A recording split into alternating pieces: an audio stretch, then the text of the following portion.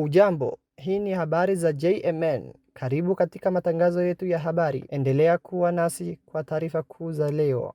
Kupanda miti ni kupanda matumaini kwa vizazi vijavyo, asema Waziri Mkuu Abiy Ahmed. Miti ni ishara ya matumaini na juhudi za sasa za upandaji miti kupitia mpango wa urithi wa kijani, yani Green Legacy Initiative, ni uwekezaji kwa mustakabali wa watoto wa Ethiopia, amesema Waziri Mkuu Abiy Ahmed leo. Kampeni ya kitaifa ya kupanda miche milioni 800 kwa mwaka wa fedha wa Ethiopia 2018 inayofanyika chini ya kauli mbiu kupanda matumaini imeanza mapema leo asubuhi. Waziri Mkuu Abiy Ahmed alishiriki kampeni hiyo kwa kupanda miche katika eneo la chuo kikuu cha akili mnemba, yani Artificial Intelligence University. Akizungumza katika hafla hiyo, waziri mkuu alisema, tunafunika Ethiopia kwa uoto wa kijani na kupanda matumaini kwa lengo la kuwaachia watoto wetu maisha bora ya baadaye. Alisisitiza kuwa mpango wa urithi wa kijani ni ushahidi kwamba wananchi wanapoungana wanaweza kujenga taifa lenye mafanikio. Aidha, alisema Waethiopia wamekuwa wakipanda miti kwa bidii kila msimu wa mvua ili kuifanya nchi iwe ya kijani na kufanikisha mabadiliko ya kudumu katika mazingira. Alieleza kuwa jengo kuu la juhudi hizi za kitaifa ni kutimiza dira ya Ethiopia yenye ustawi, maendeleo, ukuaji na ustaarabu. Waziri mkuu alisema malengo makubwa kama hayo yanaweza kufikiwa tu kwa msingi imara wa mazingira, ikiwa ni pamoja na kulinda udongo, vyanzo vya maji na maeneo ya milimani. Ameeleza kuwa kampeni ya upandaji miti ni uwekezaji wa moja kwa moja kwa vizazi vijavyo na kwamba juhudi hiyo ya kihistoria inatekelezwa kupitia mshikamano na ushirikiano wa wananchi. Pia alisema juhudi za Ethiopia katika uhifadhi wa mazingira na kukuza uchumi wa kijani zimepata kutambuliwa kimataifa, huku nchi nyingi zikijifunza na kuiga uzoefu wa Ethiopia. Kutokana na mafanikio hayo, Ethiopia imepewa heshima ya kuwa mwenyeji wa mkutano wa Umoja wa Mataifa kuhusu mabadiliko ya tabia nchi. Alifafanua kuwa mkutano huo unatarajiwa kuhudhuriwa na wajumbe kati ya 80,000 na 1,100 pamoja na zaidi ya wakuu 100 wa nchi na serikali. Abiy Ahmed alikumbusha kuwa Ethiopia pamoja na nchi nyingine za Afrika kusini mwa jangwa la Sahara hazijawahi kuwa mwenyeji wa mkutano wa kimataifa wa kiwango hicho. Mkutano huo utaipa Ethiopia fursa ya kuonesha mbele ya dunia mafanikio yake katika mazingira, kushiriki uzoefu wake na kunufaika kiuchumi na kidiplomasia. Kwa maandalizi ya COP32, Ethiopia itaongeza juhudi za ujenzi, upandaji miti na urembo wa miji mwaka mzima, kama ushahidi wa yale ambayo wananchi walioungana wanaweza kuyafanikisha. Waziri mkuu alihitimisha kwa kuwataka wa Ethiopia kuendelea kushirikiana katika kufanikisha malengo ya taifa ya uhifadhi wa mazingira.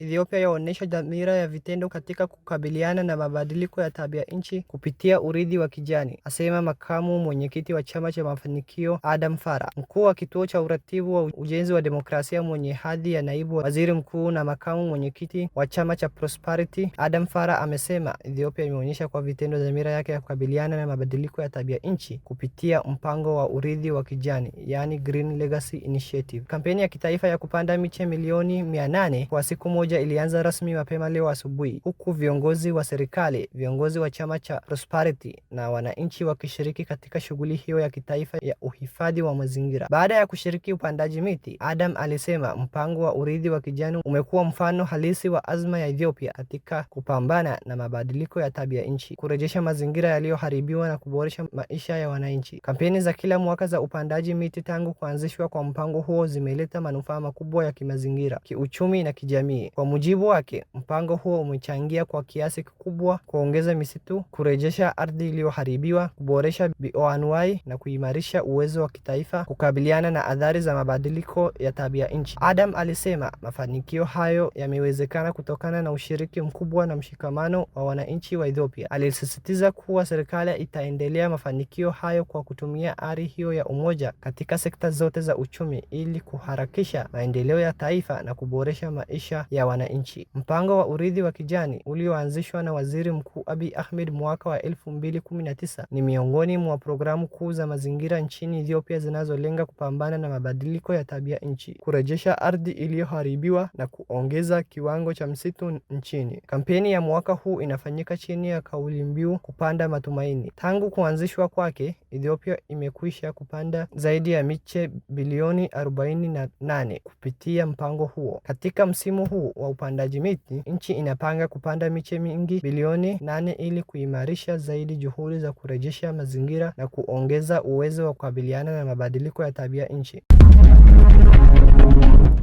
Mamia ya watu wakimbia mapigano Tigray na kuingia Sudan. Mamia ya Ethiopia kutoka eneo la kaskazini mwa Tigray wamevuka mpaka na kuingia nchi jirani ya Sudan katika siku 2 zilizopita, wakikimbia mapigano karibu na mpaka. Wakimbizi wa Ethiopia wakiingia Sudan kukimbia mapigano katika jimbo la Tigray. Mamia ya Ethiopia kutoka eneo la kaskazini mwa Tigray wamevuka mpaka na kuingia nchi jirani ya Sudan. Mamia ya Ethiopia kutoka eneo la kaskazini mwa Tigray wamevuka mpaka na kuingia nchi jirani ya Sudan katika siku 2 zilizopita, wakikimbia mapigano karibu na mpaka.